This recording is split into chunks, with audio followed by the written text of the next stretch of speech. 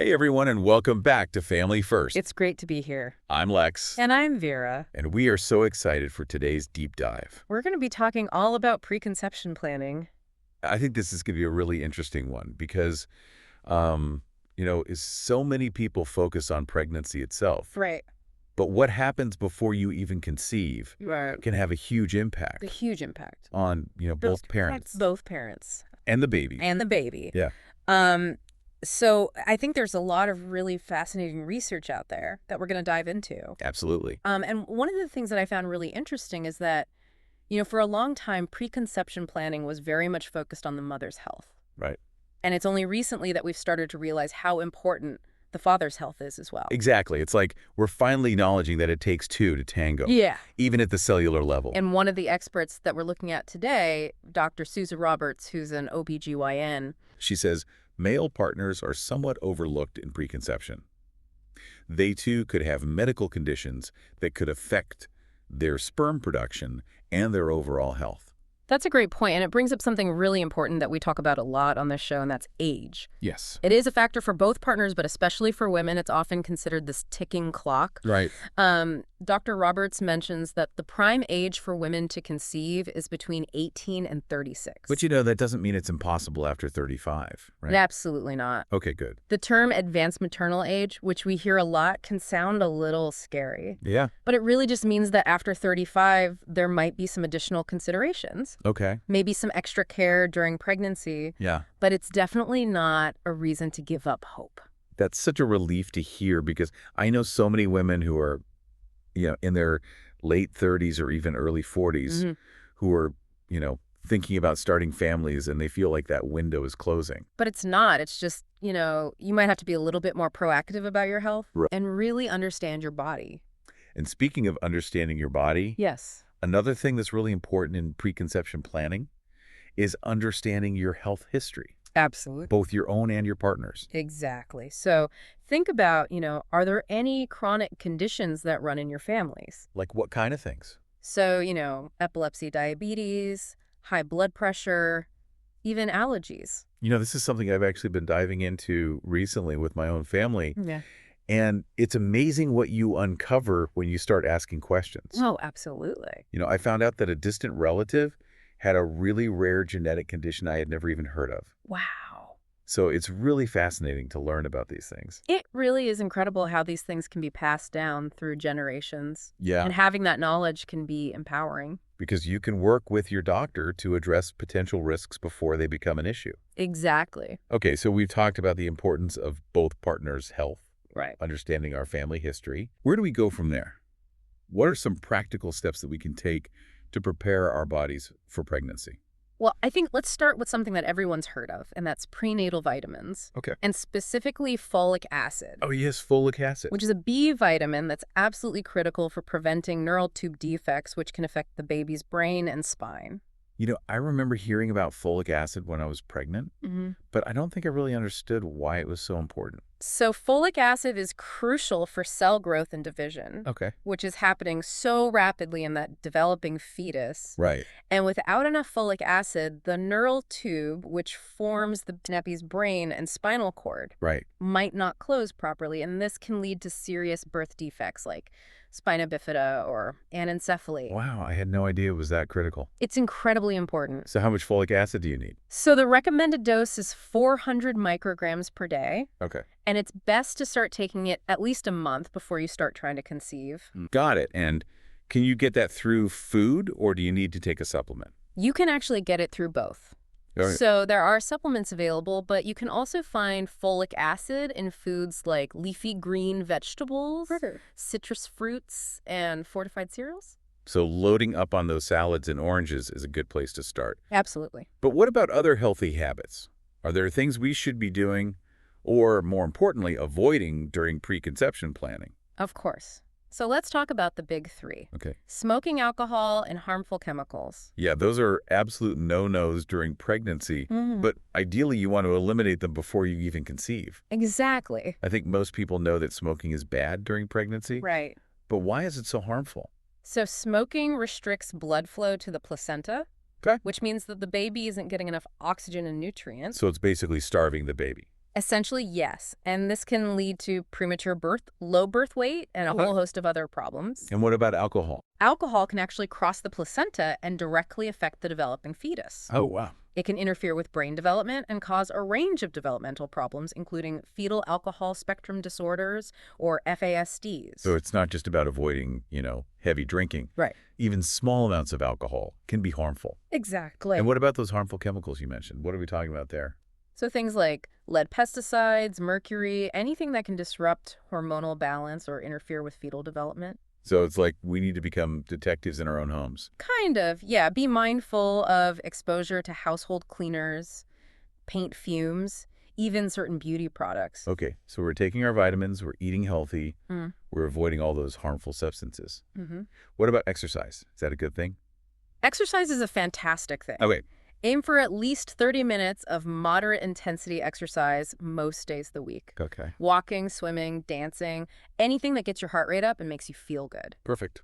And on that note, if you're currently on any kind of birth control, Oh, yeah, good point. It's a good idea to talk to your doctor about when to stop it. okay, Different methods have different timelines for clearing your system, right. so they can help you come up with a safe and effective plan. Great point. It's all about being proactive and having those conversations with your healthcare provider. Exactly. Speaking of healthcare providers, what about vaccines? Vaccines are another important part of preconception planning. Okay. There are certain vaccines that are recommended either before or during pregnancy to protect both you and your baby from some serious illnesses. I know the flu shot is one of them. Yeah, the flu shot is definitely one. What are some of the others? So the Tdap vaccine, which protects against tetanus, diphtheria, and pertussis, also known as whooping cough, Right. is another really important one. And depending on your individual situation, your doctor might also recommend the COVID-19 vaccine or the RSV vaccine. So talk to your doctor about which vaccines are right for you. Now, I know we've covered a lot of ground already, but we've only just scratched the surface of preconception planning. Right. There's so many other aspects to consider, like the financial implications and the mental health implications. That's right. Having a baby is not just a physical journey, it's an emotional and financial one as well. Absolutely. And we're going to be diving into those topics in much more detail in the next part of our deep dive. So stay tuned for part 2, where we'll explore the less talked about but equally important aspects of preconception planning. And in the meantime, you can find more resources and information on our website. And don't forget to hit that follow button and share this episode with anyone who might be thinking about starting a family. Yes, please do. We'll see you next time for part 2. See ya. Welcome back to Family First, everyone. We're jumping right back into our deep dive on preconception planning. That's right. And, we talked a lot in part 1 about the physical health aspects. Right. But this time we really want to tackle something that often gets swept under the rug a little bit. And that is the financial realities of having a baby. Yeah. Let's be honest. Babies are adorable. Oh, they are? But they don't come cheap. They really don't. It's so much more than just those cute little outfits and diapers. Oh my gosh, so much more. I learned that the hard way. I think we all do. There are hidden costs everywhere you turn. Everywhere. Dr. Roberts actually breaks it down, one of the sources that we were looking at. She says major expenditures include housing, childcare clothes, food, healthcare, transportation, among many others. Yeah, housing's a big one. Huge. Suddenly that cozy one-bedroom apartment might not cut it anymore. Right, and then there's childcare. Oh, don't even get me started on childcare. Depending on where you live, daycare costs can be astronomical. It's ridiculous. I remember when we were looking into daycare for our first child, the monthly rates were just eye-watering. Oh, I believe it. It's definitely something to factor in. For sure. And then you have all those everyday expenses, Yes. food, clothes, diapers. Diapers especially. Oh my God. They add up so fast. And then healthcare, regular checkups, vaccinations. Right. Any unexpected medical bills can really strain the budget. And transportation, too. Yeah. You might need a bigger car or have to factor in the cost of gas and parking.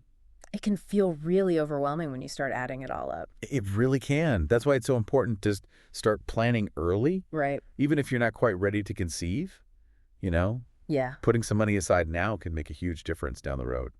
What are some things that people can do, practically to start preparing financially? Well, I think creating a budget is a great starting point. Okay. Tracking your expenses and finding ways to cut back are really helpful. Yeah. And don't be afraid to explore resources that are out there. Like what? There are programs to help families manage the costs associated with having a child. I think so many people are hesitant to talk about money, Mm-hmm. but it's such a crucial part of the conversation when you're thinking about starting a family. Absolutely. And along with the financial side of things, Yes. we really need to talk about mental health. Because pregnancy and parenthood are a huge emotional roller coaster. They really are. It's a time of incredible joy, Oh, for sure. but it can also be incredibly challenging. Absolutely. You're dealing with hormonal changes, sleep deprivation, Yeah. the overwhelming responsibility of caring for a tiny human. It all takes a toll. It really does. And it's Yeah. not just about the mother's mental health either. Right. Fathers and partners go through their own emotional journey. It's so important to break the stigma around mental health, Absolutely. especially in the context of pregnancy and postpartum. You know, we need to be having these conversations openly and honestly. Yeah. Dr. Roberts actually talks about how crucial it is to understand the chemical changes in a woman's brain after birth. Okay. You know, recognizing those signs of postpartum depression and anxiety can make a world of difference in getting the right support. I wish I had known more about postpartum depression before having my first child. I felt so overwhelmed and anxious, Yeah. but I just thought that was normal. Right. I didn't realize it was an actual condition that could be treated. And it's so common. Is it? But people often suffer in silence. Wow. We need to normalize talking about these challenges. Absolutely. And reaching out for help isn't a sign of weakness. Right. It's actually a sign of strength. Exactly. And having a strong support system is essential. Oh, it's so important. Whether it's your partner, your family, your friends, a therapist. Mm-hmm. Having that support network can make all the difference. So as we wrap up part 2, there are 2 key takeaways we want to leave you with. Okay. First, don't underestimate the financial impact of having a baby plan early. Be proactive. Right. And second, make mental health a priority. Be aware of the signs of postpartum depression and anxiety. Yeah. And don't hesitate to seek help if you need it. You're not alone. You are absolutely not alone. There's support out there every step of the way. Every step of the way. Join us next time for the final part of this deep dive, where we'll be sharing some more practical tips and actionable steps you can take to put all of this knowledge into practice. And as always, don't forget to hit that follow button Yeah. and share this episode with anyone who might benefit from it. We'll see you soon for part 3. See ya! Welcome back to Family First for the final part of our deep dive into preconception planning. We've covered so much ground, We really have. from the importance of both partners' health to the financial and emotional realities of starting a family. It's a lot to think about. It is. But now we want to shift gears a little bit Okay. and focus on some more practical steps and actionable advice. It's all about turning knowledge into action. Exactly. So where do we even begin? Right. What's the first step that someone should take if they're seriously considering starting a family? I would say the most important first step is to schedule a preconception visit with your doctor. Oh, okay. So it's like a checkup, Yeah. but specifically focused on planning for pregnancy. Exactly. It's a dedicated appointment where you can, discuss your individual health history, any medications you're taking, your family history, any concerns you might have. So it's a really great opportunity to get personalized advice tailored to your specific situation. It really is. It's like having a personal coach for your preconception journey. I love that analogy. And speaking of coaching, let's revisit those healthy habits that we talked about earlier. Yes. Prenatal vitamins, especially folic acid, are at the top of the list. Absolutely. Make sure you're getting at least 400 micrograms of folic acid every day, Okay. starting at least a month before you plan to conceive. Okay.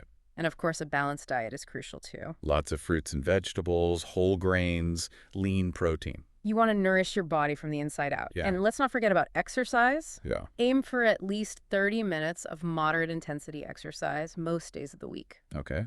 Find something you enjoy, whether it's walking, swimming, dancing, whatever gets you moving. And of course, there are things you want to avoid as well. Right. We've already talked about the big 3, smoking, alcohol, and harmful chemicals, but it's worth repeating Always worth repeating. because those can have serious consequences for both your health and the health of your baby. Absolutely. It's about creating the healthiest possible environment for conception and pregnancy. And while we're on the topic of things to avoid, what about caffeine? Caffeine is an interesting one.